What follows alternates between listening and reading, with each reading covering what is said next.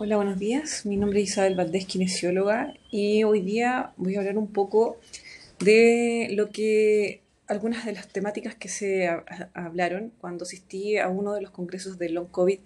Esto fue más o menos en Norteamérica.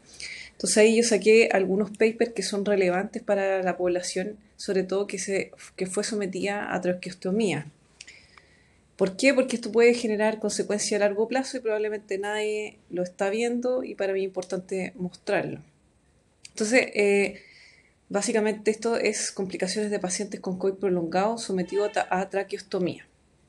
En esta oportunidad voy a mostrar tres estudios, obviamente resúmenes de estudios, pero los puedes ver acá si es que necesitas, estás más en el área incluso de rehabilitación respiratoria, si eres colega o si eres médico y estás teniendo algunos problemas, algunos pacientes con este tipo de sintomatología que más adelante vamos a ver cómo podrías detectarlo tú si tienes esta sintomatología. Y en el fondo de mostrarlo, ¿cierto? En una primera instancia, mostrarlo. Entonces aquí estos están los tres papers que vamos a ver hoy día. Obviamente, recordarte que este material audiovisual está confeccionado con objetivos educacionales y no reemplaza la evaluación de un especialista médico. Y obviamente si es que requiere algún tipo de terapia de rehabilitación de COVID prolongado, eso es parte de lo que me dedico, así que ahí si es que necesitas mayor información puedes visitar www.saludenarmonía.cl. Bueno, veamos un poco el primer paper que habla básicamente de la intubación de la vía aérea invasiva en pacientes con COVID-19.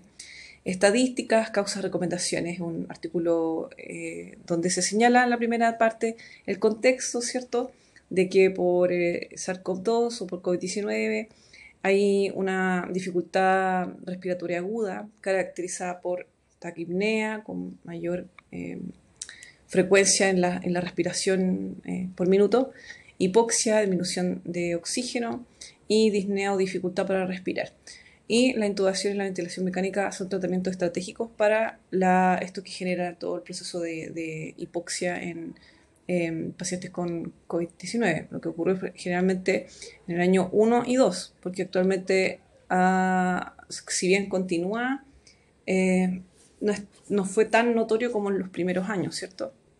Entonces, aquí se hace una búsqueda de base de datos en artículos lugares, revistas científicas o database de artículos científicos, señalando en el fondo los estudios relacionados con esto desde abril del 2021. ¿Ya? Entonces, en este estudio se habla, obviamente, de la primera parte donde se ven los 24 estudios que fueron incluidos en la revisión y que esto fue realizado en Estados Unidos, en China, España, Corea del Sur, Italia, Irán y Brasil. Y la mayoría de los pacientes habían sido intubados en la unidad de cuidado intensivo. Y después, según estos estudios, se señala que la tasa de intubación fue del 5 al 88%. Y obviamente se detalló, al menos en esta revisión, que la obesidad y las personas mayores podrían haber sido, o sea, era un factor de riesgo, ¿cierto?, para tener un riesgo de extubación tardía o difícil. Dentro de este estudio, entonces, las conclusiones se señala que además, obviamente, de los niveles elevados de la PCR, ¿cierto?, dímero D, la lipasa en combinación con hipoxia, se correlacionan con mayor tasas de intubación. Y se determinó también que obviamente la vejez, las personas mayores, diabetes mellitus, frecuencia respiratoria, el nivel elevado de PCR, el nivel de bicarbonato, la saturación de oxígeno son predictores más valiosos de la necesidad de ventilación mecánica. Y se encontró que la mortalidad de ingreso de la unidad de cuidado intensivo después de la intubación era de un 15 o un 36% en este estudio, al menos sí, en la recopilación de data. Acuérdate que son 24 estudios que fueron como resumidos aquí. Y señalaba que la posición de cúbito prono, que es estar como de guatita de estómago, de cúbito prono despierto en comparación con la oxigenación nasal de alto flujo, no redujo el riesgo de intubación y de ventilación mecánica. Entonces ahí sale, y repito, la posición en decúbito prono, despierto, en comparación con la oxigenoterapia nasal de alto flujo, no redujo el riesgo de intubación y ventilación mecánica. Tampoco no estuvo asociado entre el tiempo de intubación y la mortalidad de paciente infectado, y la ventilación invasiva puede tener beneficio de supervivencia en estos casos de lo que se señalaba acá. ¿Ya? Bueno, hablar un poquito del tema de la traqueostomía, perdón, que en el fondo cuando la persona requiere un aporte de ventilación, se realiza como, ¿cómo te lo explico de forma simple? Como un orificio, ¿ya? A nivel de tráquea, ¿ya? Así, muy simple. ¿Y qué pasa? Entonces, ¿qué pasa con las personas que se fueron sometidas a traqueostomía? Y por eso hay que tener ojo, porque si tú fuiste sometido a esto y estás con sintomatología como por ejemplo carraspera matutina, problemas con las cuerdas vocales, problemas en la deglución en el momento de tragar un alimento, problemas de tos recurrente, pero con los antecedentes de traqueostomía, ¿cierto? Hay que tener ahí un ojo extra, además de todo lo que podría ser quizá una disautonomía asociada ya, pero aquí estamos hablando específicamente de pacientes que fueron sometidos a traqueostomía. Entonces, ¿qué pasa? Que según estos estudios, según lo que se hablaba en este congreso que te señalaba, la estenosis traqueal posintubación, entonces tenemos estenosis significa que eh, el diámetro de la tráquea, ¿cierto? Esta parte donde viene la parte de tu sistema respiratorio, ¿cierto? Por donde entra el aire, cuando se hace el orificio para hacer una ventilación externa, te lo estoy explicando lo más simple que puedo. Eh, Cuando es sometido, si se fijan en la imagen del lado, esto viene como con un balón, ¿cierto? Entonces, la complicación acá, y que de hecho se hablaba en este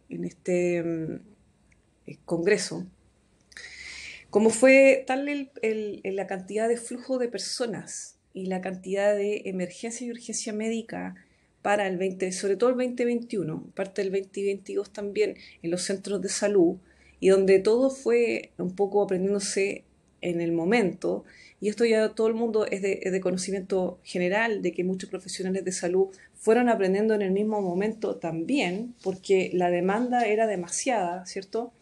Entonces, tenemos que considerar que hay un factor también ahí de quizás poca preparación y experiencia, ¿cierto? Por lo mismo. Pero esto también puede ocurrir en personas esto se ha descrito desde antes, ¿ya? Pero solamente tener esa como referencia extra bajo el contexto de lo que fue o lo que ha sido, mejor dicho, COVID-19 o SARS-CoV-2, la pandemia básicamente. Entonces, la estenosis traqueal, esta tráquea, se disminuye el diámetro, ¿ya? Disminuye el diámetro de por donde pasa el aire, ¿cierto? Entonces ahí puede haber mayor riesgo de estenosis traqueal post-intubación. Es la complicación más común en la intubación endotraqueal prolongada. La presión de perfusión capilar de la mucosa traqueal varía entre 20 a 30 milímetros de mercurio, ¿ya? Entonces aquí hay una presión, como tú te mides la presión sanguínea, ¿cierto? Que a veces dicen ya 120/90, bueno, eso está medido en milímetros de mercurio, que es una medición de presión. Entonces, lo que se señala acá, que hay una presión específica de perfusión, es la irrigación sanguínea, ¿ya? Para que el capilar mucoso funcione, que esto está entre 20 a 30 milímetros de mercurio. Y la presión del manguito del tubo endotraqueal, este que ven ustedes a mano derecha, que es como un balón, ¿cierto? Por encima de 30 milímetros de mercurio provoca isquemia de la mucosa, que la mucosa no se irrigue, no llegue a aporte sanguíneo adecuado, ¿cierto? Porque estamos hablando de que esta parte llega a mejor flujo con 20 a 30 milímetros de mercurio. Cuando se pasa de eso, este baloncito, lo que hace es que provoca una isquemia en la mucosa, ¿no? Hay una muerte, por así decirlo, de las células en ese lugar.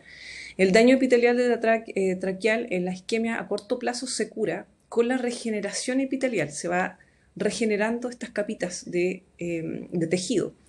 Y la isquemia prolongada conlleva daño en la submucosa y en todo el espesor del epitelio. Entonces imagínate como que hubo una herida ahí y después tu cuerpo naturalmente lo empieza a reparar. Eso como a corto plazo, pero ¿qué pasa si es prolongado? Esto puede tener problemas en el fondo, ¿cierto? En este caso, la regeneración de la mucosa es insuficiente y la cicatrización requiere la formación de una cicatriz por depósito de colágeno. Este tipo de curación se manifiesta en diversos grados de cicatrización circunferencial. Y esto acá estamos considerando que aquí la persona no tiene problemas de colágeno, de colagenopatías, ¿ya? Porque cuando hay problemas de colagenopatía, aquí también probablemente van a haber temas de cicatrización, ¿cierto? Más que nada importante considerar. Entonces, una mayor duración de la compresión de este manguito, de este balón, conduce a una lesión isquémica de los anillos traqueales. Entonces, la inflamación del cartílago debida a una lesión isquémica puede ser de espesor parcial o total, dependiendo del grado de inflamación, y se puede desarrollar malasia, estenosis y otras cosas más que están asociadas en ese lugar, ¿cierto? Entonces,